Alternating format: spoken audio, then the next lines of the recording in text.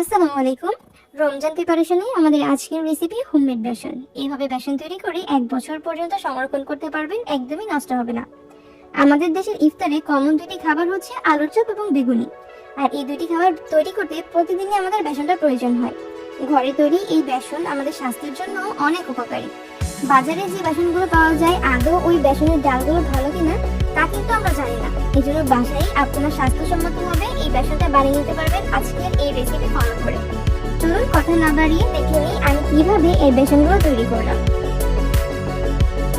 এখন আমি বেসন তৈরি করার জন্য মূল উপকরণগুলো নিয়ে নেব। এর জন্য আমি প্রথমে নিলাম ছোলার ডাল হাফ কেজি চিনি গুঁড়া পোলাও চাল, হাফ কেজি বুটের ডাল বা এনকাটের ডাল, নিয়ে নিলাম হাফ কেজি আতর চাল। এই আতর চাল ব্যবহার করার কারণে বেগুনিগুলো অনেক মশমশা হয়ে যাবে। নিয়ে নিলাম হাফ কেজি খেসারি ডাল এবং সবশেষে নিয়ে নিচ্ছি হাফ কেজি মসুর ডাল। এখানে আমি 2 ধরনের চাল এবং 4 ধরনের ডাল ইউজ করেছি। এরপর এই সমস্ত ডাল এবং চালগুলো আমি খুব ভালোভাবে একসাথে মিশিয়ে নিচ্ছি। আপনি বাসায় এভাবে বেসন তৈরি করে নিন, তাহলে একবার ট্রাই করে নিতে পারেন, ইনশাআল্লাহ খুব ভালো হবে। এবার এই বেসনগুলোকে আমি ভালোভাবে ধুয়ে দেব। এর জন্য আমি একটু বোলের মধ্যে এই চাল এবং ডালের মিশ্রণটাকে ধুয়ে নিচ্ছি। এখন আবারও চাল এবং ডালের মিশ্রণটাকে ভালোভাবে মিশিয়ে পানি দিয়ে ধুয়ে নেব। এখানে এই পানিটাকে 3 থেকে 4 বার চেঞ্জ করে নেব ধোয়ার সময়। প্রথমবার যখন পানি দিলাম একটু ঘোলাটে ঘোলাটে পানি হয়ে যাবে। যতক্ষণ না পর্যন্ত পরিষ্কার পানি আসবে ততক্ষণ পর্যন্ত এটাকে ধুয়ে নিতে হবে। আমি প্রায় 3 থেকে 4 বার ভালোভাবে এটাকে ধুয়ে নিয়েছি। 3 থেকে 4 বার পানিগুলো পাল্টে যখন ডালগুলোকে ধুয়ে নিলাম দেখবেন পানিগুলো আর ঘোলাটে হয়ে আসছে না, পরিষ্কার পানি আসছে, অর্থাৎ ডালগুলো ভালোভাবে ধোয়া কমপ্লিট।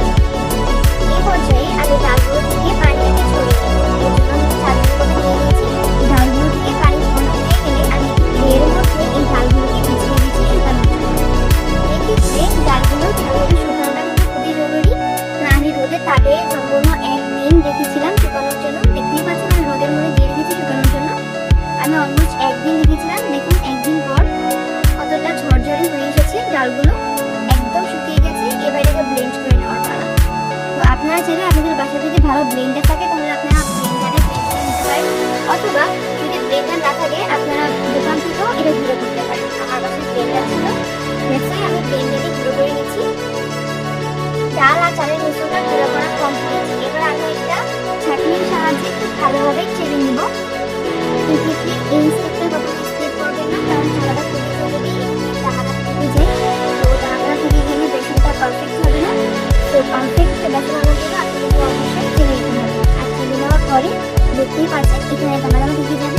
এই পার্টটাকে আমি আরও একবার ব্লেন্ডার দিয়ে ব্লেন্ড করে নেব। তো আমি এইভাবে একের পর এক সবগুলো ডাল মিশ্রণটাকে ভালোভাবে ব্লেন্ড করে ছেড়ে নিচ্ছি।